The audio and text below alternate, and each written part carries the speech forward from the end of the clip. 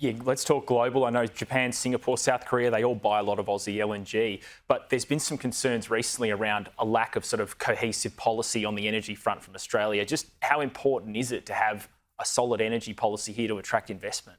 Yeah, we always say that to be an effective energy system, you need three things. It needs to be reliable, it needs to be affordable, and it needs to be low emissions. Clearly, we've got our own domestic obligations to be able to take coal out of the energy system, bring renewable power generation to market. And if you look anywhere in the world, and I can talk to that later, but if you look at anywhere in the world, you've got gas playing a critical role to firm up the renewable power generation when the sun doesn't shine and when the wind doesn't blow. So demand for gas in Australia is only going to continue to grow. We've actually got quite a low demand or supply, I should say, of gas for domestic consumption here. A lot of our domestic gas goes to the export market, as you said. And what we're seeing is a significant amount of pressure being put on the Australian government and on Australian industry to help places like Japan, South Korea, Indonesia, to decarbonise their own energy systems. They don't have the land to build out solar farms and wind farms.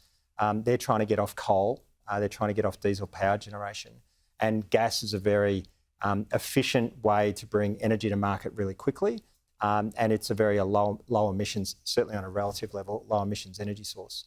Yeah, well, we know Australia is slowly closing its coal-fired power stations. Liddell in the Hunter Valley shut earlier this year. Is there any immediate impact on gas demand when a big power generator like that leaves the grid? Yeah, so gas is a critical player to provide reliability and stability in the grid. So you take coal out, which basically provides base load. So it's always there. You walk into your home, you flick your switch on and power's there. And that's often because you've got this base load of coal generation always providing energy.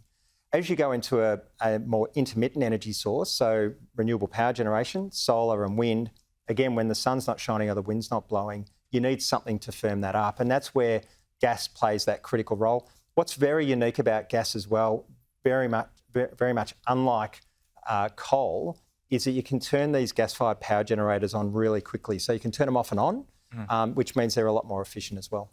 Now, at your results, you announced you were purchasing Alinta Energy's power generation assets up in the Pilbara. Is this a bit of a shift in strategy for APA Group?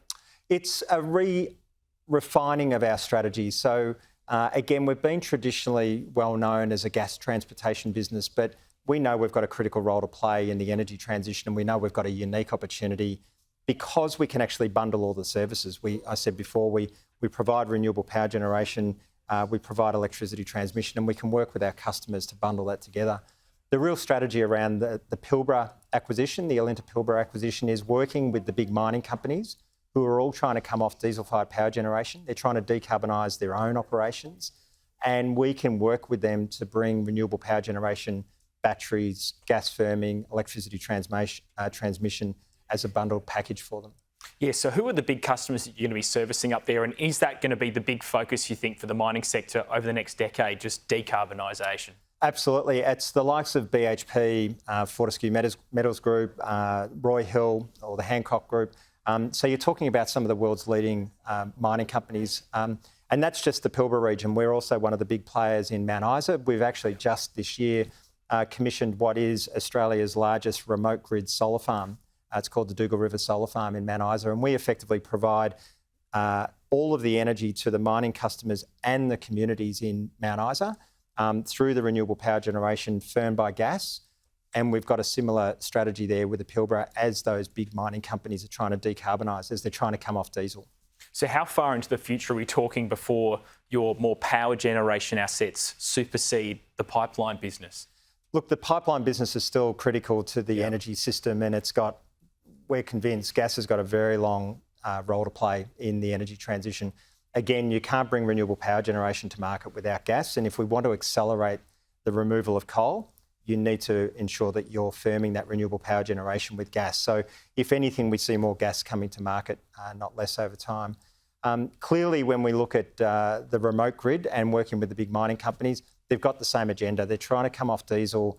They're trying to ensure, very importantly, that their operations are very reliable. We can't afford to be bringing renewable power generation in, and then when the sun doesn't shine, the mining site operation shuts down. It's just very inefficient for them to do that. So one of the things that they're trying to do is bundle that all together. So we see very strong growth in renewables, in power generation, and I think it's going to be a real complement to our existing gas transmission business. One question we've been asking a lot of chief executives recently is about inflation. What's the biggest way you're feeling inflation in your business right now? Yeah, we're certainly seeing inflationary pressure take hold on infrastructure delivery projects. So obviously a lot of that is labour, a lot of it is equipment supplies and materials, and it's flowing its way all the way through. One of the other things that we're very mindful of, particularly in the energy system, is that we're very much aware that energy is a household consumption matter, and industry in particular has got enough pressures without energy playing a role in that. And it's why we're very strong at advocating the removal of coal, the introduction of renewable power generation, the firming of gas, and bringing more supply to market to ensure that we can bring those costs down and ensure that we've got a sustainable future, both from an energy security perspective, from a cost perspective, and from an emissions perspective. Well, Adam Watson, Chief Executive at APA Group, thanks so much for your time today. Appreciate it. Thank you.